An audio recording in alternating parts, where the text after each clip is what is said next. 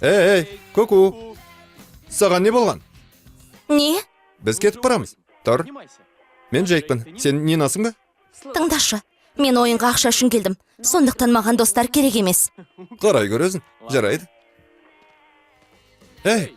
Нина. Машинадан түскенде сен мынаны түсіріп алдың. Ал тамаққа тыйым салынған. Енді мен вегетариандықпын. Және бұл жерден тамақ таба алмаймын. Олай болса жапырақтарды жесең де болады. Ал мынау әділдік болмайды. Қойсаңшы, қайтар. Жоқ. Мен қайтарар едім, ақыры өзің дос тапқың келмейді екен.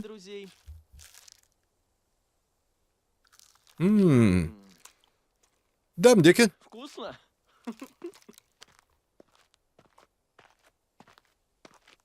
Қане, бәрін дайынсыңдар ма? Ал, бастаймыз. Ақыр заман орнады. Және жалғыз жүріп, аман қалу қиын. Достар тауып алу керек. Біреумен бірігу қажет. Өзіңе кім керек екенін анықтап ал. Аласапырамен күресте кім керек, және кімнің керек болмайтынын анықтап ал. 3 командаға бөлінеміз, сөйтіп сендер тамақ іздеуге аттанасыңдар. Сонымен, өздеріңнің жұптарыңды білу үшін нөмірлеріңді суырып алыңдар. Менікі 1-ші нөмір. Біз біргеміз. Супер.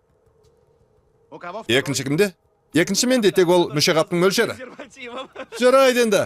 Бұл күлкілі ғой. О, керемет. Екеуміз жұппыз ба? Ау. Сонымен балалар, ақыр заман басталды. Және сендердің мүмкіндіктерің өте аз. Радиация шынайы қауіп, сондықтан сендерде мынау бар. Сендер күнде радиациялық карта аласыңдар. Және бұлардың біреуі қазірде зарарлы. Күннің соңында зарарлы карта кімнің қолында қалса, өледі. Уайымдамаңдар.